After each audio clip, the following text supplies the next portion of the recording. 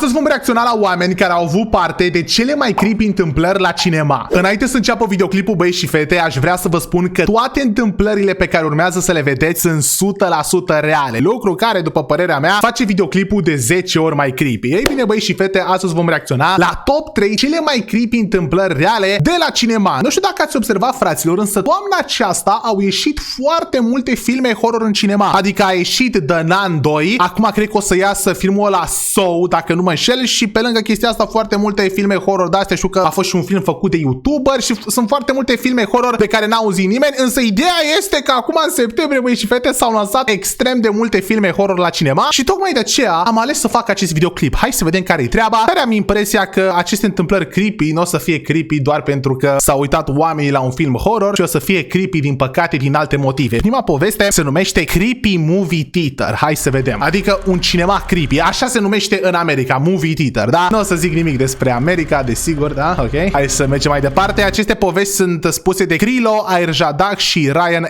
M. Sunt oamenii care au trimis poveștile. Let's go! It was April of 2015. Aprilie 2015. Ok, și persoana respectivă s-a dus cu gagică sa și cu frate său mai mic la ceva cinema. Ok, bun. Și s-au dus într-o miercuri să vadă filmul horror It Follows. Habar n-am care e treaba cu filmul ăsta horror. We usually went late on weekends to get the whole theater to ourselves. Plus, I had off on Thursdays that semester. When we entered the theater, at first it seemed like we were the only ones inside, but then my little brother pointed somebody out. Ok, bun, deci ăștia au intrat. Mamă, știu poza asta, este o poză destul de populară. Aici cineva ascuns, băi și fete. Nu cred că e acolo sus sau ceva de genul. În fine, însă ăștia au intrat în sală și ideea este că au crezut că sunt singuri, însă de fapt mai era cineva undeva. Era un băiat în hanorac negru, stătea așa. Era destul de ciudat, dar na, bă, lasă omul să se uite la film. We picked upper middle row seats with a railing in front so we could put our feet up. And we each sat with an empty seat between us for more room. Ok, ideea e, fraților, că oamenii nu și-au respectat logic chestiile de pe bilet și s-au pus cum au vrut ei, au stat pe spate cu picioarele, au stat cu un scaun între ei ca să fie cât mai comozi. No, that sounds weird to do with my girlfriend with me, but having my brother there made it a different story.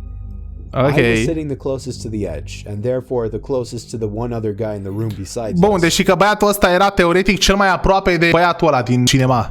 Within 5 minutes, the previews were over and the movie was starting. În 5 minute, știți cum e la început la cinema, au apărut preview-urile și după a început filmul. The lights in the theater dimmed to darkness, and the only light now was the light projecting from the screen. Ok, s-au închis toate luminile logic și singura lumină venea de la ecran, logic. My little brother took out his bag of candies he snuck in and started to eat them obnoxiously. Șoare cu frate sus și-a luat, cum îi zice, și-a luat față ceva de mâncare și, na, știți că la cinema, băi și fete, să nu cumpărați chestii de la cinema pe bune, puteți să faceți chestii mult mai bune cu banii voștri. Luați-vă ceva în ghiozdan. Over my brother's loud candy wrapper noises, which we told him to stop for the record. Ce că eu zis să termine, să nu mai, că se auzea cum fâșfăia pe acolo.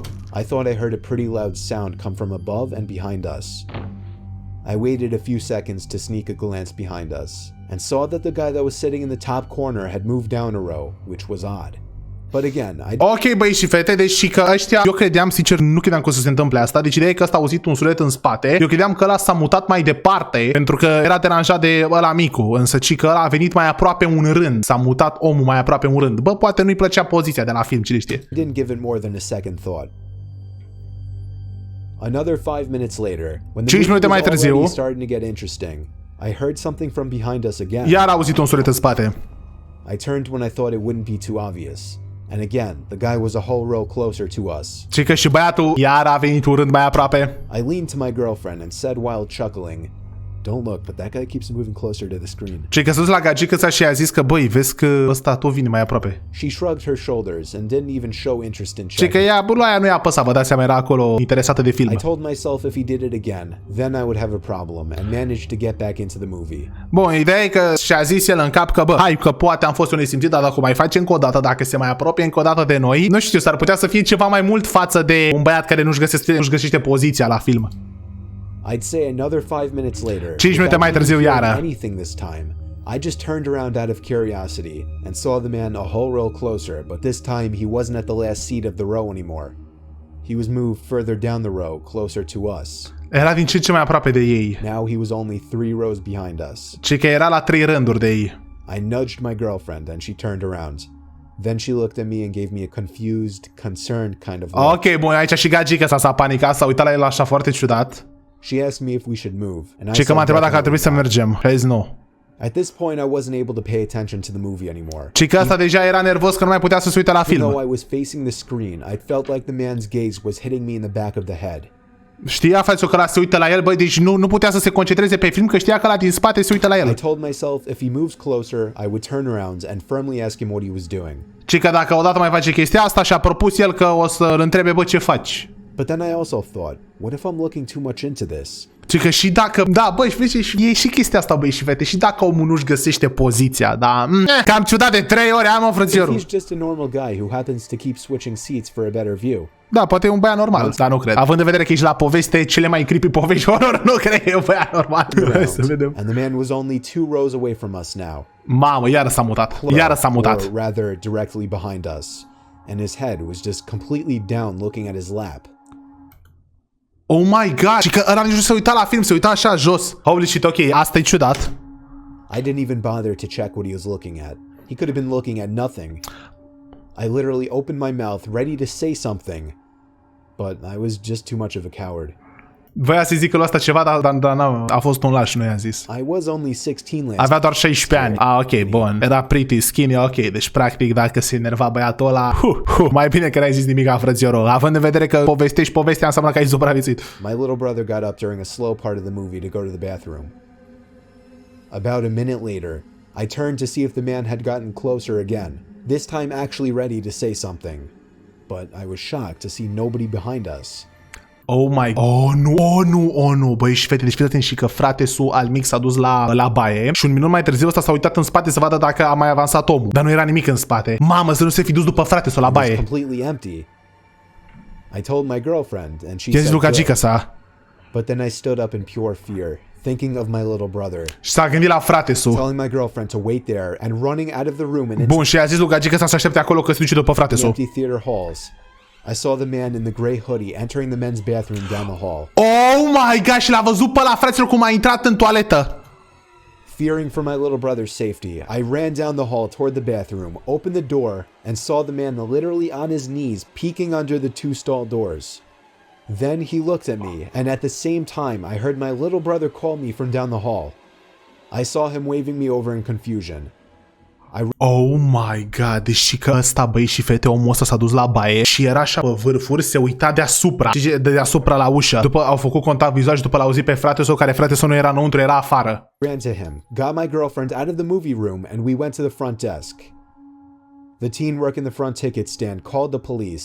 Oamenii au sunat la poliție, bro. Bă, ciudatul ăla urmărea copii, bro. Băi, n-ai altă treabă, bro. And the cops the video footage of the man walking down the hall. And then we filed a police report. Oh my god, și gen, era dovadă și pe camera de supraveghere, că fix asta a făcut. L-a urmărit pe ăla și el credea că copilul e în baie și s-a dus să se uite la el. I'm just so grateful that my brother went to a different bathroom down the opposite direction of the hall. Because if he had been in there, even with my showing up to save him, I have no idea what would have happened. Nu știe ce s-ar fi întâmplat, băi și fete. Bine că frate s-a dus la altă toaletă, bro. Doamne. Și că n-a fost identificat omul și a trecut deja 1 an. Pentru că videoclipul ăsta e de 6 ani, băi și fete, dacă vă întrebați. Da, a trecut numai 1 an. În fine, hai să vedem mai departe. Povestea 2, The Man Was Never Identified, numește povestea. Cloverfield was one of the biggest movies of the year. Ok, în 2008, Cloverfield. N-am auzit de filmul ăsta horror. Desperately wanted to see it. Most of my friends had already gone to see it, which upset me, given that I didn't want to be seen going to the movie theater alone.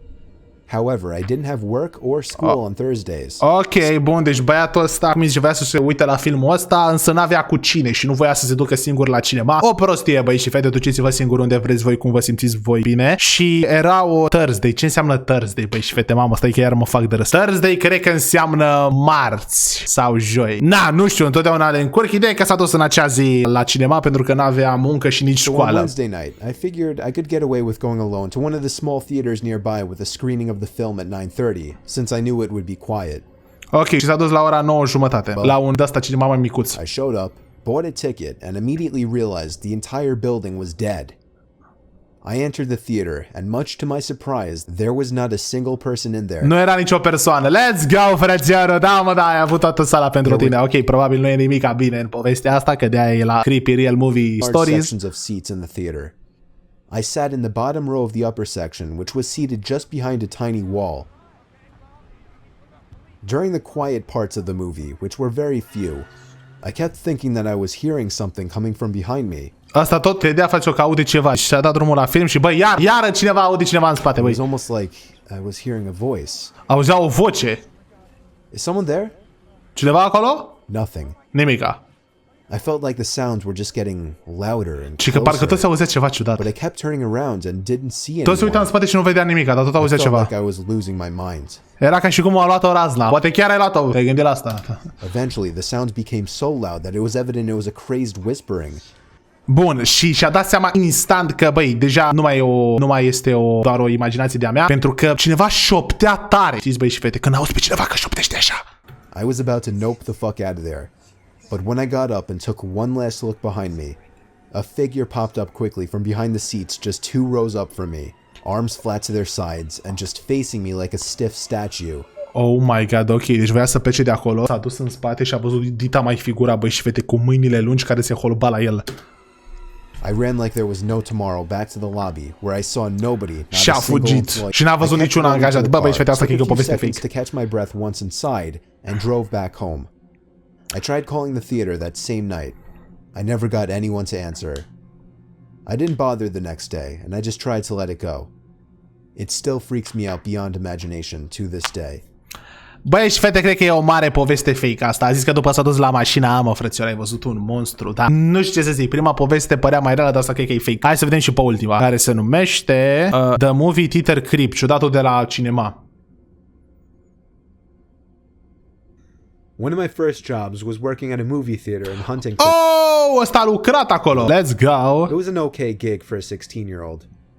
Avea 16 ani. Dealing with the general public in mass, you'll always run. Bă, da, băi și fete, bă, și eu m-am gândit eu odată, deci vorbesc că destul se poate, acum un an sau ceva de genul, să mă duc să mă angajez la Cinema City, așa zic eu, Cinema City, nu vă luați de mine, pentru că mi se pare tare, bro, să lucrez la cinema, nu știu, mi se pare tare, arată totul tare acolo, habar n-am, dar mi se pare tare, nu pentru bani, că mor de foame, da, zic așa. One creep and one really weird situation that I still have nightmares about. Bun, deci că a dat de foarte mulți ciudați și asta e tare, că dai de ciudați, știi ce zic? Ok, depinde dacă te faci să te simți confortabil, poate, nu știu, ești șmecher și în fine. Ideea e că dai de foarte mulți ciudați și persoana respectivă a dat de mai mulți ciudați, dar de un ciudat care i-a rămas în minte. It was a Monday, like 11 o'clock at night. And the last Luni, ora 11 movies were noaptea. finishing up, which was earlier than usual. Mai erau 2 filme. On weeknights, I would usually be out of there by midnight during the summer. Anyway, I was the only one working besides Kathy, the lady behind the popcorn counter who was closing up.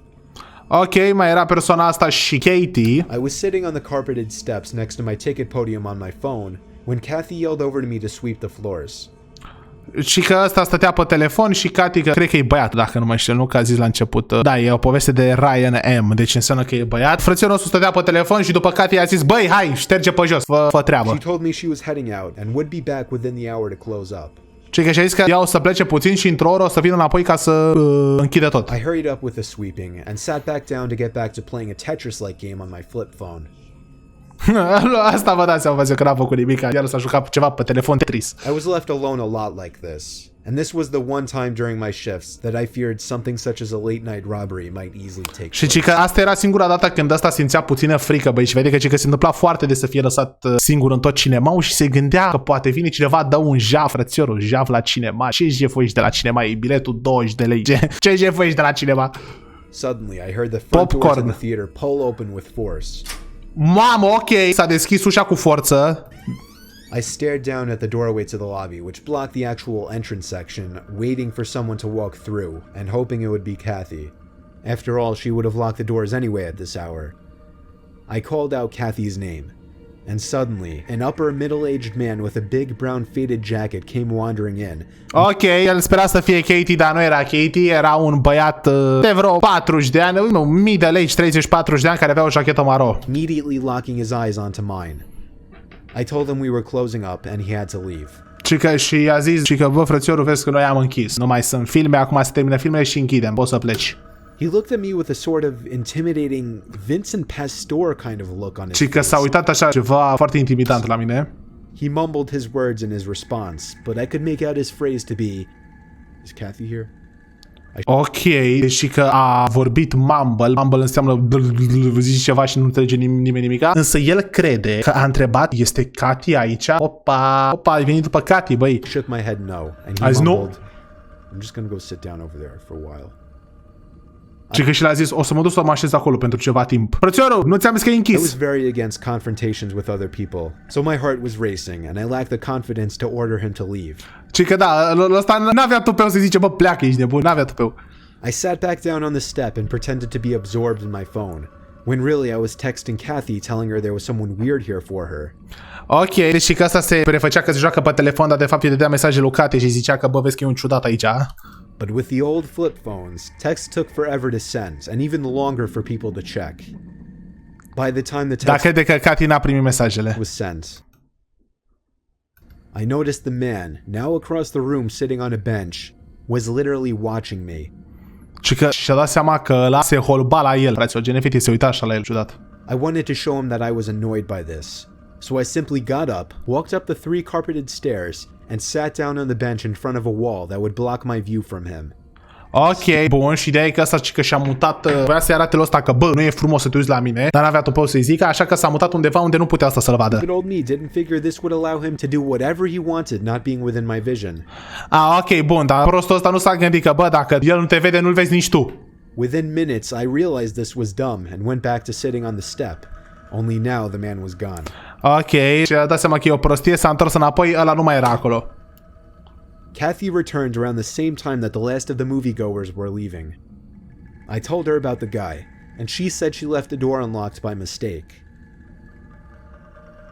I spent about 10 minutes sweeping up in some of the auditorium rooms. Ok, bun, deci a zis lui Cati de ciudatul ăla și a zis că i-a lăsat ușa deschisă din greșeală. După asta s-a dus să curețe la cineva. Before my shift was officially over.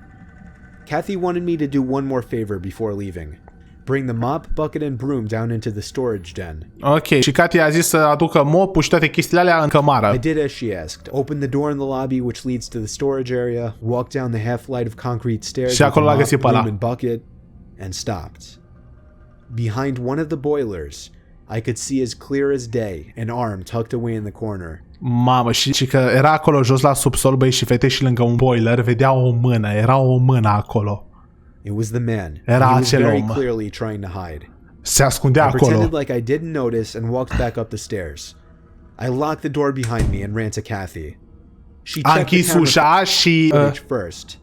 And this is where things got disturbing. Bun, deci ideea e, fraților, că ăla a jucat-o foarte bine, n-a țipat sau ceva de genul, pur și simplu s-a întors și a închis ușa, s-a dus la Cati și Cati s-a uitat pe camera de supraveghere. Within the period of time that I was hiding from the man, the surveillance cameras caught him getting up and leaving the theater. Kathy seemed surprised and declared, "That's my ex-husband." Oh my god, ăla era fostul ei soț. Shit, bro. I felt like my heart was starting to drop as she said this, and I was starting to put things together. Asta era căcapul I el. assured her there was in fact somebody down there. She took out her cell phone and dialed not for 911, but rather for her ex-husband as she left the building. Mamă, ok, deci se pare că Cati era pusă pe scandal, băi și fete. A luat telefonul și n-a sunat la poliție, l-a sunat pe ele, a zis, bă, ce vrei, mă? Ce? I followed her, afraid to stay in the theater alone. Kathy suddenly started to panic, as it seemed her ex-husband hung up the phone on her. Mamă, deși că ăla i-a închis telefonul. She then called the cops. A sunat la poliție What după. she explained to them shocked and disturbed me. Și că și după le-a explicat ceva lui polițist și l-a șocat. Ce le-a explicat? When she hung up the phone, she was in a panic, and she tugged me away from the building. It turned out her ex-husband arrived to the theater to get her out of there, because he had apparently run into some trouble with a guy he knew who threatened to kill Kathy for whatever messed up reason. The cop cars pulled up into the parking lot with their sirens blaring. Minutes later, they came out with some old Italian mobster-looking guy in cuffs. Kathy never showed up for work after that, and I was never able to get the full backstory out from anyone. I was the coolest guy at the theater for a while since I witnessed all of this. Ok, băieți și fete, și că situația nu era așa, deci fiți atenți, ăla nu voia să-i facă rău lui Cati și că cineva a amenințat că o moară pe Cati și ăsta a venit să o ia de acolo și după poliție a arătat ceva italian de ăsta care a fost închis, o fi că ăsta a amenințat că o moară pe Cati, gen și ăsta a venit să o apere, fostul ei iubit. I just really wish I got the full story though, because it really interested me. Însă ideea e că asta e că e frustrat că nu prea se leagă, băi și fete, adică 100% sunt niște părți din poveste pe care n-avem cum să le știm, logic. Căci că Cathy după n-a mai venit deloc la muncă, după întâmplarea asta. Cathy, her ex-husband, or that random guy who potentially almost killed me had I approached him ever again. Deci că băieți și fete, deci fiți atenți, în subsol, oh my god, acum am înțeles, în subsol nu era soțul ei, era italianul ăla, omul ăla random, care vrea să moare pe Cathy pentru că pe camera de supraveghere s-a văzut că l-a plecat, soțul ei a plecat, soțul ei a vrut să o anunțe fostul ei soț. Holy shit, ok. Băieți și fete, scrieți la comentarii care vi s-a părut mai creepy, prima sau a doua, pentru că asta din mijloc e fake 100%. Eu zic că prima chiar a fost horror, astea cu copii sunt horror rău de tot.